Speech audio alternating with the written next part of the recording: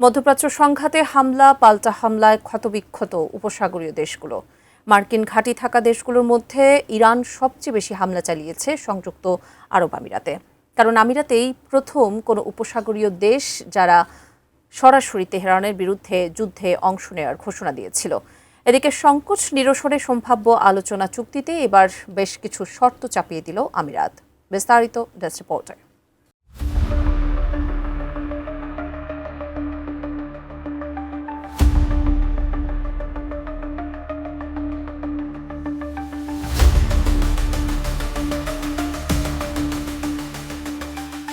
মধ্যপ্রাচ্য সংঘাতের সবচেয়ে বড় সংকটের নাম হরমুজ প্রণালী। যুদ্ধের ভয়াবহতা তো আছেই, কিন্তু হরমুজ বন্ধ থাকায় পুরো বিশ্বই যেন থেমে গেছে। আরব বিশ্বসহ অন্যান্য সব দেশই চাইছে হরমুজ উন্মুক্ত করে দেওয়া হোক।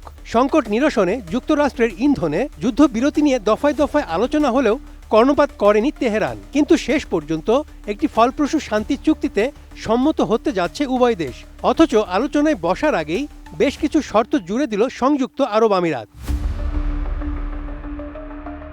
চলমান যুদ্ধের অবসান ঘটাতে যে কোনো চুক্তিতে হরমুজ প্রণালীতে অবাধ চলাচল নিশ্চিত করার দাবি জানিয়েছে আরব লীগের এই দেশটি। পাকিস্তান ভিত্তিক সংবাদ মাধ্যম এক্সপ্রেস ট্রিবিউনের প্রতিবেদনে বলা হচ্ছে, দেশটির প্রেসিডেন্টের কূটনৈতিক উপদেষ্টা আনোয়ার গার্গাস সতর্ক করে বলেছেন, এই গুরুত্বপূর্ণ আন্তর্জাতিক জলপথকে কোনো দেশই জিম্মি হিসেবে ব্যবহার করতে পারে না।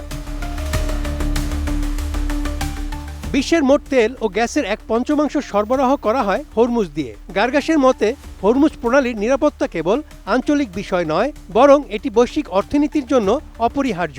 তিনি স্পষ্ট করে বলেন, কোনো দেশই এই জলপথকে অস্ত্র হিসেবে ব্যবহার করতে পারবে না এবং নৌ চলাচলের স্বাধীনতা যে কোনো শান্তি চুক্তির অবিচ্ছেদ্য অংশ হতে হবে।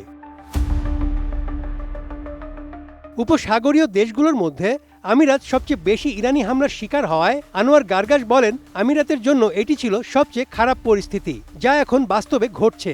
তবে তিনি দাবি করেন, এই চাপের মধ্যেও আমিরাতের অর্থনীতি শক্ত অবস্থানে রয়েছে। গার্গাস আরও বলেন, ইরানের এই কৌশল আরব দেশগুলোকে যুক্তরাষ্ট্র থেকে দূরে সরানোর বদলে উল্টো ওয়াশিংটনের আরও কাছাকাছি নিয়ে আসছে। তিনি বলেন, যুক্তরাষ্ট্রই আমিরাতের প্রধান নিরাপত্তা অংশীদার হিসেবে থাকবে। এছাড়া আকাশ প্রতিরক্ষা ব্যবস্থা শক্তিশালী করতে সহায়তার জন্য তিনি যুক্তরাষ্ট্র ও ফ্রান্সের প্রতি কৃতজ্ঞতা প্রকাশ করেন।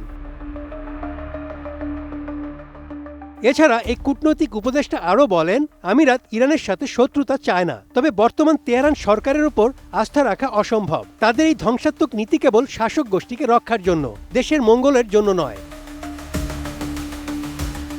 Desk report, ATN news.